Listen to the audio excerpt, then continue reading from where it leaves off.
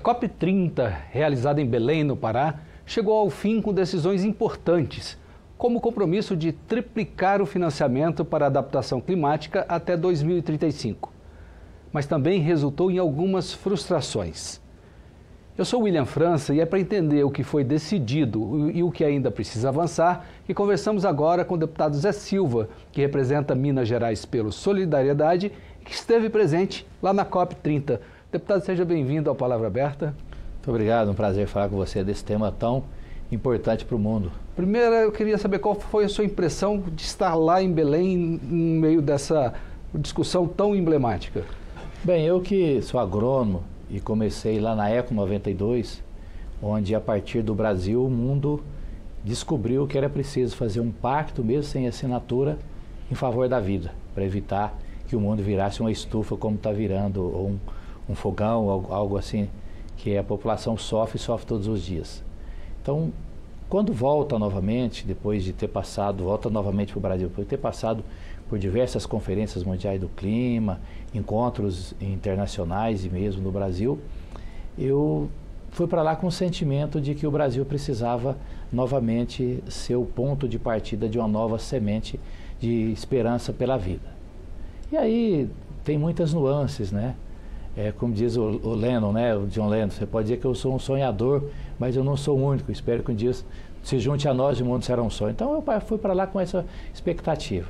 E com a expectativa de quem eu vivi e convivi em diversas conferências mundiais do clima, em países que são grandes produtores de petróleo, que o Brasil também é, mas não tem o que nós temos de ter um continente com 62% ainda coberto de vegetação nativa, do bioma amazônico, que é o pulmão do mundo, são as estradas que levam as chuvas para o restante do nosso país. Então, eu fui para lá nessa expectativa e preparado também para saber que eu que estive, por exemplo, numa conferência nos Emirados Árabes, em Dubai, tivemos em Sharm el-Sheikh, no Egito, onde a população da cidade nem mora lá, são 350 praias, então é um local esperando turistas, né?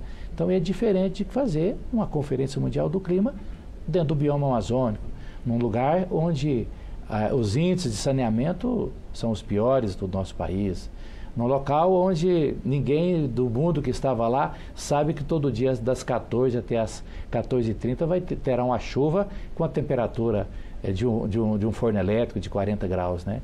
Mas sabendo que nós poderíamos mostrar para o mundo o quanto que é importante cumprir um dos compromissos que o mundo inteiro não cumpre com o Brasil e com países em desenvolvimento, como outros que também estão procurando fazer essa transição energética. Então, eu já vi que o senhor trouxe uma boa impressão de lá, de Belém, né? Mas também muita gente está criticando e se sentindo um pouco frustrado. O senhor também veio com alguma frustração? Não, eu diria o seguinte, eu não diria frustrado, né? Eu estava preparado. Primeiro, qual que era o desafio do Brasil? É que a COP, que é a Conferência Mundial do Clima, não fosse a COP do desmatamento e das queimadas ilegais. Era o objetivo principal, trazer os olhos do mundo para o bioma mais importante da humanidade e que o Brasil é dono desse bioma aqui, mas sabendo com nossa consciência que ele precisa ser preservado e que nós não temos dinheiro. Sabendo, como eu disse, que lá os índices de hospedagem, de logística e todo... Não me refiro a essa questão de infraestrutura, e sim de resultados. Isso, e de resultados também. E de resultados também, por exemplo, vamos voltar nas duas últimas conferências do clima. A última, que foi no Azerbaijão, foi a conferência que não decidiu nada, né? A anterior, que foi nos Emirados Árabes, nós tivemos um avanço dos países grandes produtores de petróleo, fazer o compromisso de reduzir a utilização de combustíveis fósseis, né? Então, qual que era o resultado que esperava do Brasil? Primeiro, que não fosse o que muitos torciam, inclusive o mundo, que fosse a COP da devastação. Então, virou a Conferência Mundial do Clima para, a partir do Brasil, mostrar que tem que ser a COP de vir para a prática, né? Eu que sou agrônomo e sou da roça, né? Ou seja, tem que ir para o eito, com a enxada molada, para resolver o problema da lavoura. E o que é o problema da lavoura? É dinheiro. Sim. Que são os países do hemisfério norte, podemos citar a União Europeia, podemos citar os Estados Unidos, podemos citar a própria China, que já é de outro continente, a Índia, que são os maiores poluidores, que grande parte deles se enriqueceram com riquezas naturais, inclusive do hemisfério sul, grande parte deles, porque nós éramos colônia deles. Aliás, os Estados Unidos até pensam que a gente é colônia deles de vez em quando, que nós éramos colônia e que não querem pagar. E essa questão que você afirmou, né, de triplicar até 2035 o financiamento, né, essa é a minha maior desilusão. Porque quem não pagou até aqui vai pagar? Será que aquela... 3 vezes mais? Será que aquela política me engana que eu faço e você me engana que acredita, né? Entendi. Então, por esse ponto, aí teve a tangente das florestas tropicais, as florestas para sempre, né? Que foi um fundo que foi criado, aí criaram uma expectativa muito alta, e aí houve um aporte mais baixo também, não chegou na quantidade, mas para mim as lições para o mundo foram muito claras, né, em relação ao Brasil, em relação ao bioma amazônico, que o Brasil tem tecnologia e vamos pegar o que é bom nosso. Né? O senhor, como já foi da Emater, sim, conhece 32 anos da Emater, claro que eu sou cientista que fala uai, que eu sou da roça, né? Por exemplo, lá, quem nunca esteve, tem a Blue Zone, que são só as pessoas credenciadas dos quase 200 países, os negociadores, parlamentares, secretário de Estado, ministros, etc. Tem a Green Zone, que na Green, que é verde, né, zona verde, onde as manifestações, a população civil, as organizações, onde tem o maior contingente de pessoas. E no Brasil teve a Agrizone. Né? Por que a Agrizone? Porque estava lá a nossa Embrapa, que é um orgulho nacional e do mundo quase, né? E para se ter uma ideia, onde vai ser a próxima COP, eles já pediram se o Brasil pode ir lá, inclusive, ajudar a implantar. E foi, para mim, o ponto alto da Conferência do Brasil. Estava lá, eu quero cumprimentar a Embrapa, né, os seus pesquisadores, né, esse orgulho brasileiro. Estava lá as Emater junto, eu participei de um debate com o presidente da Emater Minas, levando tecnologia sustentável.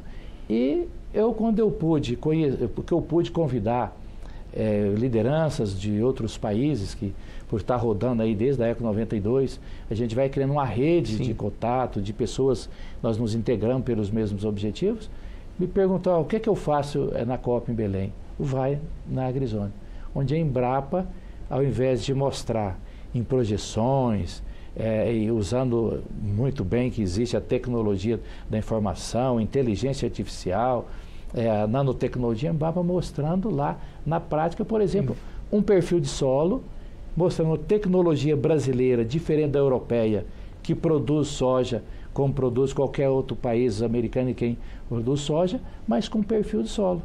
E encantou todos que foram lá. Tanto é que, com certeza, não terão outras COPs se não tiver a Agrizone e colocar muitos países que quer passar ali um pó de arroz e mostrar o que não tem, que o Brasil pôde mostrar. Então, eu falei com a frase do John Lennon, que é Sim. um sonhador como agrônomo com as raízes no solo, de que tirando a parte de infraestrutura, tirando a parte ruim, a boa foi melhor ainda. Isso é bem objetivo. E o senhor chamou a atenção, a gente está encerrando, mas eu não queria deixar passar batido, o senhor chamou a atenção para a participação, essa COP, o senhor veio de outras que eram mais, ambientes parecem mais restritos, mais fechados. Esse teve uma participação muito grande da sociedade civil, os povos originários e tudo mais, não é isso mesmo? Sim, essa participação, o Brasil inovando, eu falei que na Eco 92, depois veio Copenhague, pautou até a COP 30, e eu tenho certeza, da COP 31 em diante, foi pautado novamente pelo Brasil. O Brasil com os seus problemas, as suas diferenças, mas ao mesmo tempo mostrando a nossa soberania, de estar lá fazendo esse debate, como você disse, né? Em nenhum outro lugar do mundo, a não ser protestos isolados que a gente via de juventude ou de outros grupos minoritários, você não via a participação da sociedade civil. E esse que eu falei, não via a participação da ciência, a ciência do agro, que o Brasil é um gigante do mundo, vai ser em breve o maior produtor de alimentos do mundo, nós estamos competindo aí para ser o maior produtor de alimentos do mundo, e de forma sustentável, mostrando que nós criamos o caminho de produzir carne sustentável, produzir commodities sustentável, produzir alimento de forma sustentável, e que nós podemos, dessa forma, pegando o nosso paralelo, contribuir com os outros hemisférios que estão na mesma latitude e longitude que está o Brasil. Tá certo. Deputado Zé Silva, muitíssimo obrigado pela sua participação aqui no Palavra Aberta e desejo sucesso. O senhor já está preparando para ir para a COP31? Já estou pronto, preparando aqui os desafios, já anotando a pauta. Tá certo. A gente volta a se falar depois. Obrigado. Eu conversei aqui com o deputado Zé Silva, do Solidariedade de Minas Gerais, sobre os principais resultados da COP30. Quer saber mais detalhes sobre esse tema sobre o qual tratamos aqui? Acesse o portal Câmara na COP30 por meio deste QR Code que aparece aí no canto na sua tela. Para rever e compartilhar esse programa, busque o canal da Câmara no YouTube. Muito obrigado por sua atenção.